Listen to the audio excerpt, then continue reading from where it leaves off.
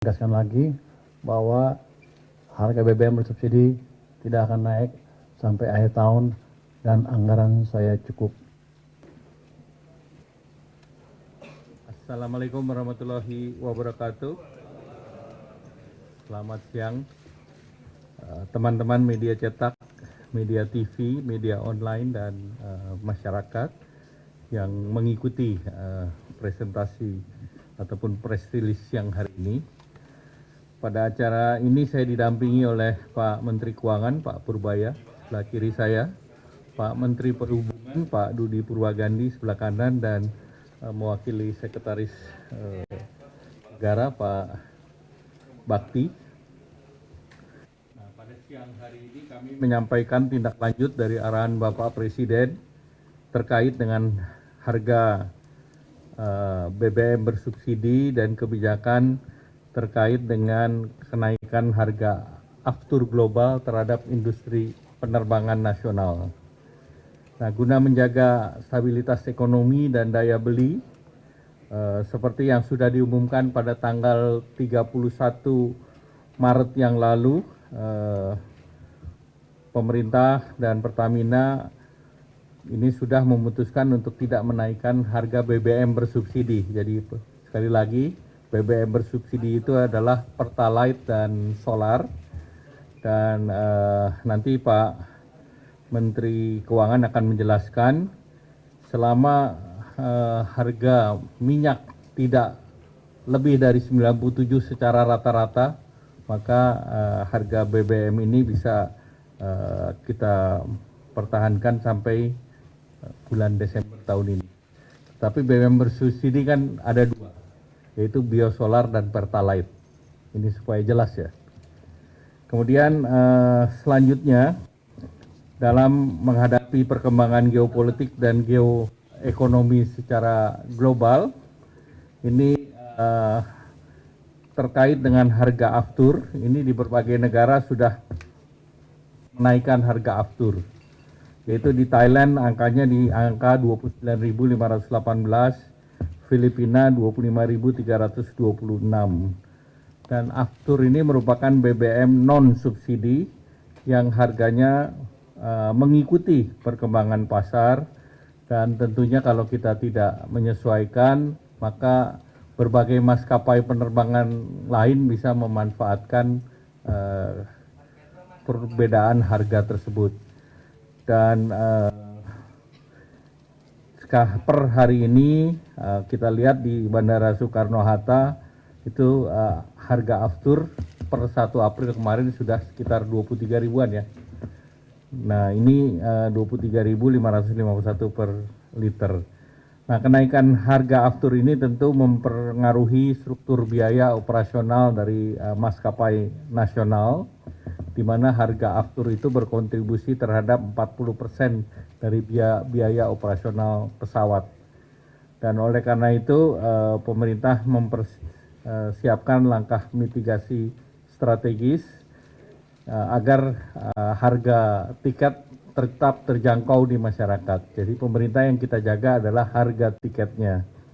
Dan sebagai langkah tersebut, Kementerian Perhubungan atas nama pemerintah menaikkan fuel surcharge.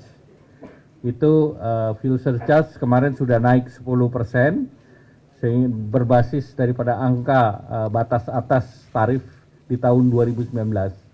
Dan kemudian disesuaikan lagi menjadi 38%, di mana ini sama untuk jet maupun propeller. Sebelumnya jet hanya 10% dan propeller 25%. Sekarang semuanya disesuaikan menjadi 38%. Jadi kalau kenaikan dari segi jet sekitar 28% dan untuk propeller 13%. Nah, untuk menjaga kenaikan harga tiket domestik agar tetap terjangkau oleh masyarakat, maka pemerintah menjaga kenaikan harga tiket hanya di kisaran 9-13%. Jadi harga tiket di kisaran 9-13% dengan langkah-langkah sebagai berikut. Yang pertama, PPN ditanggung pemerintah, itu 11% untuk tiket angkutan udara niaga berjadwal di dalam negeri kelas ekonomi. Nah, dengan perhitungan tersebut, jumlah subsidi yang kita berikan oleh pemerintah itu sekitar 1,3 triliun rupiah. Nah, per bulannya. Jadi kalau kita persiapkan untuk 2 bulan, maka ini 2,6 triliun agar harga tiket naiknya maksimum di 9-13%. Kemudian kebijakan fuel surcharge dan PPN-DTP ini akan diberlakukan sesuai dengan program yang kemarin paket diumumkan, yaitu dalam waktu 2 bulan juga. Kita akan terus evaluasi apakah geopolitik ataupun perang di Timur Tengah masih tetap berlangsung. Kemudian Pertamina juga diberikan relaksasi payment system, mekanisme pembayaran dengan maskapai dengan term of condition secara business to business. Kemudian untuk menjaga dan meningkatkan daya saing ekosistem industri penerbangan, pemerintah juga memberikan insentif penurunan biaya masuk untuk suku cadang pesawat menjadi 0%. Jadi suku cadang pesawat itu diberikan biaya masuk 0%, sehingga diharapkan bisa juga menurunkan biaya operasional daripada maskapai penerbangan. Dan ini tahun lalu biaya masuk dari spare part sekitar 500 miliar atau setengah triliun. Nah, kebijakan ini diperkirakan untuk memperkuat daya saing industri MRO dengan potensi aktivitas ekonomi bisa meningkat sekitar 700 juta per tahun, dan tentunya bisa mendukung daripada output PDB itu bisa sampai dengan 1,49 miliar dan menciptakan lapangan kerja langsung sekitar 1.000 orang, dan yang tidak langsung bisa sampai mendekati 3 kali. Nah, langkah ini ditindaklanjuti dengan penerbitan regulasi teknis dalam hal ini baik dari peraturan Menteri Keuangan dan Kementerian Perindustrian. Nah, seluruh kebijakan ini adalah bagian dari dukungan pemerintah pada kesinambungan industri penerbangan nasional serta menjaga aktivitas ekonomi yang efisien, produktif, dan berdaya tahan. Selanjutnya kami persilakan Pak Menteri Perhubungan.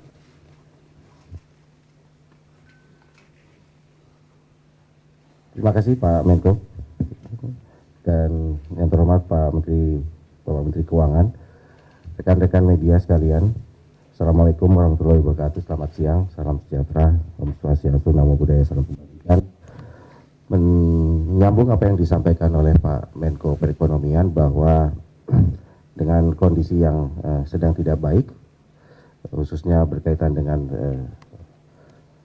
ekonomi global maupun geopolitik, salah satunya adalah terhadap kenaikan aftur. Dalam menetapkan fuel surcharge, kami telah berkoordinasi dengan seluruh airlines yang beroperasi di Indonesia, khususnya yang domestik, sehingga kami dapat menetapkan bahwa untuk kenaikan fuel surcharge adalah 38%. Kami tidak sepihak dalam menetapkan kenaikan fuel surcharge. Ini adalah dalam bentuk koordinasi dan masukan dari pihak, khususnya dari pihak airlines. Kemudian kami ingin juga menyampaikan terima kasih kepada Pak Menteri Ekonomi dan juga Menteri Keuangan yang telah berkenan untuk menghapus bea masuk untuk suku cadang pesawat, sehingga kedepannya diharapkan dengan pengurangan atau penghapusan bea masuk cadang pesawat maka akan mengurangi beban biaya operasional dari maskapai penerbangan nasional kita. Langkah-langkah yang disampaikan tadi adalah sebagaimana tadi disampaikan juga, kami berharap bahwa kebijakan tadi adalah untuk menjaga keseimbangan antara keberlanjutan industri penerbangan nasional kita dan juga memberikan perlindungan terhadap daya beli masyarakat. Jadi kami berharap ini kebijakan ini dapat dipahami oleh masyarakat dan juga para pelaku industri aviasi atau industri penerbangan. Saya rasa cukup demikian Pak dari kami. Mudah-mudahan kebijakan ini dapat dipahami dengan baik oleh masyarakat. Terima kasih Pak. Terima kasih Pak Menteri Perhubungan. Pak Menteri Keuangan.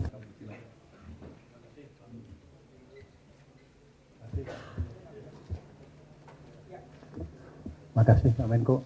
Mungkin saya pendek aja, karena semuanya sudah disampaikan oleh Pak Menko tadi. Dari saya nggak ada yang baru. Hanya saja saya ingin menegaskan bahwa subsidi terhadap BBM bersubsidi itu tidak akan terus diadakan sampai dengan akhir tahun. Jadi waktu kita exercise, saya sudah exercise dengan harga minyak dunia rata-rata $100 per barel sampai akhir tahun, dengan exercise yang lain, pemotongan di sana sini, pengamatan di sana sini, kita bisa pastikan defisitnya masih di sekitar 2,9% di sekitar situ. Jadi ingin menegaskan lagi bahwa harga BBM bersubsidi tidak akan naik sampai akhir tahun dan anggaran saya cukup. Kalau kepepet gimana? Misalnya harganya lebih tinggi lagi, saya nggak terkendali misalnya. Selama suplainya ada, kita masih punya bantalan uang sebesar 420 triliun rupiah yang sekarang dalam bentuk sisa anggaran lebih atau saldo. Kalau kepepet itu masih bisa dipakai, tapi rasanya sih kita ke sana masih jauh karena harga minyak kecil peluangnya bertahan di atas 100 untuk waktu yang berkepanjangan kalau kita lihat politiknya di Amerika Serikat seperti apa.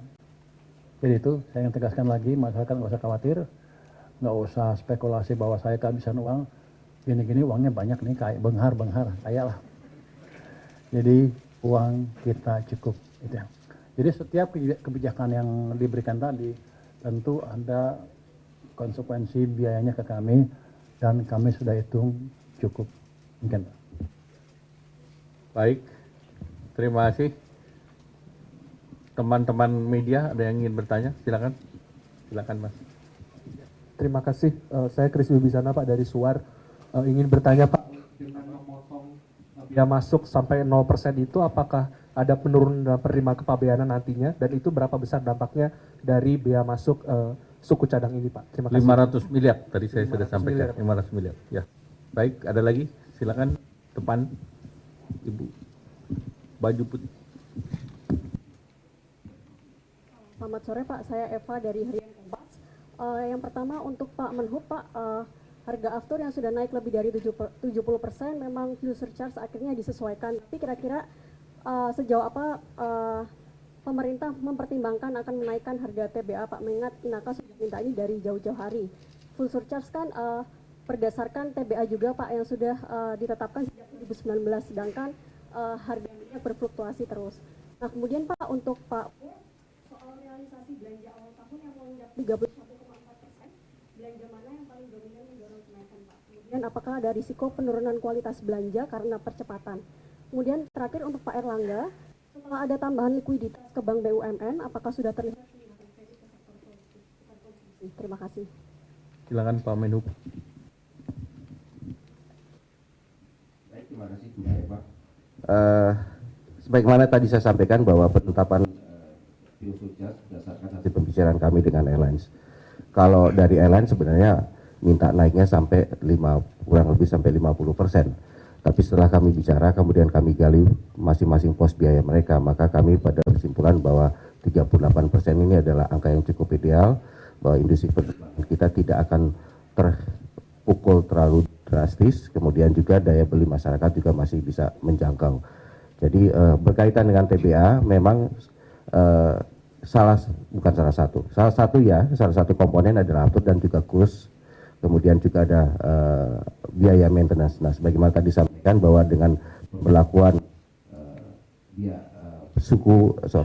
pemberlakuan biaya masuk untuk suku cadang atau spare part, diharapkan in the long run dalam jangka menengah itu akan mengurangi juga biaya-biaya yang dikeluarkan oleh airlines. Jadi berkaitan dengan TBA, kita sepakat bahwa untuk menunda pembicaraan TBA yang terlebih dahulu bagaimana kita menyesuaikan harga tiket berdasarkan kenaikan harga aftur yang terjadi di global market.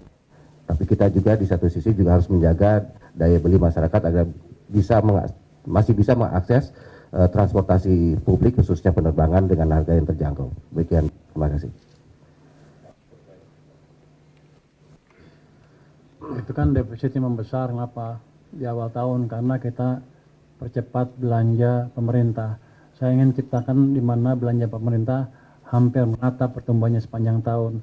Jangan sampai kayak tahun-tahun sebelumnya numpuk di akhir tahun sehingga dampak ke ekonominya tidak optimal. Jadi defisit yang besar itu adalah konsekuensi logis dari kebijakan kita. Yang mana yang paling besar, ya Anda tahu ada berapa. Sebenarnya rata, tapi yang menonjol ya BGN lah karena emang anggarannya besar. Untuk kualitasnya ke depan akan seperti apa? Ya kita akan monitor terus dari waktu ke waktu. Jadi saya akan lihat kalau belanjanya yang ngawur-ngawuran kan pasti ada tuh. Nanti kita kasih peringatan ke kementerian lembaga terkait, dan kalau akan diteruskan kita bisa kasih peringatan bahwa yang ini nggak akan saya bayar. Saya bisa begitu rupanya. Dan sudah kita lakukan di tahun 2025 kemarin sehingga belanja lebih terkontrol. Kalau Anda lihat dari defisit APBN kan waktu itu kita umumkan di 2,91% ya tahun 2025.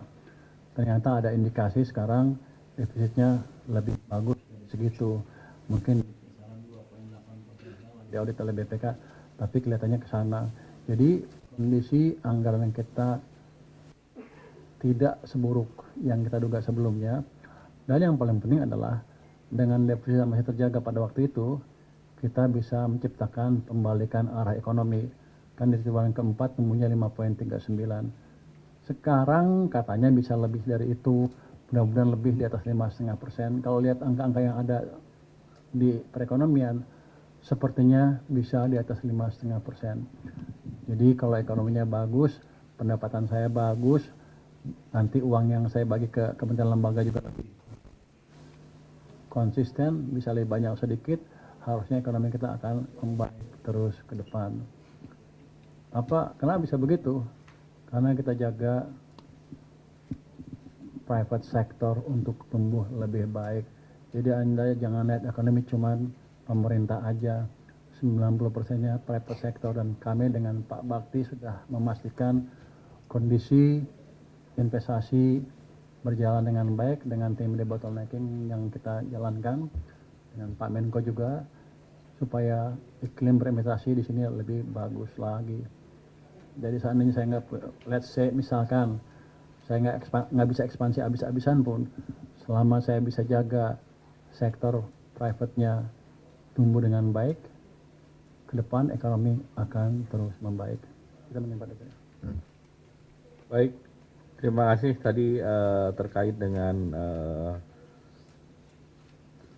kenaikan surcharge tadi sudah dijelaskan Pak Menhub.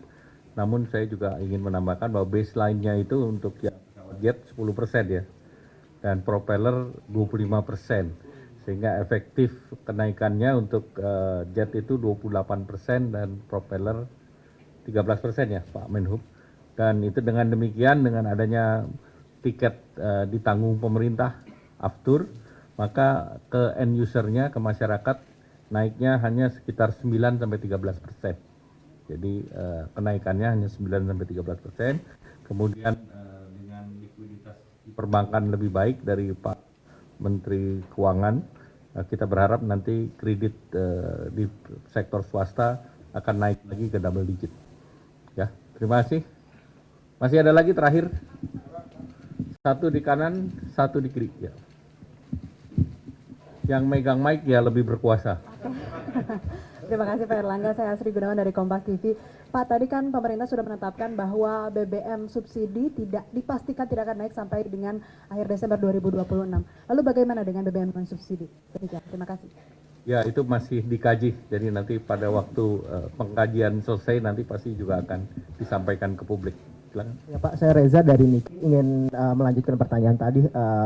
Kan tadi BBM non subsidi, untuk BBM subsidi sendiri kan kemarin sempat disebutkan bahwa ada pembatasan pembelian 50 liter, dan waktu itu di pagi harinya ada surat dari BPH Migas yang mendetailkan itu. Dah mekanismenya nanti pembatasan akan seperti apa Pak? Kan hanya disebutkan 50 liter dalam satu hari untuk kendaraan pribadi. Nah tapi di surat BPH Migas itu lebih detail, boleh dijelaskan nggak Pak detailnya bakal seperti apa? Ya, di situ ada penjelasan lebih detail berapa untuk truk, berapa yang lain. Tapi secara umum 50 liter Itu yang untuk Pertalite dan untuk solar biosulat.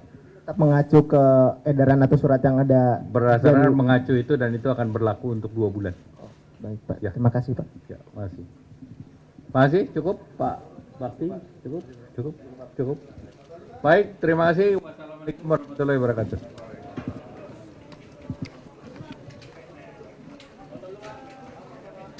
Stay updated. Info terkini masih banyak. Jangan lupa subscribe, like, dan share YouTube official OKZone. Dan selengkapnya ada di okezone.com.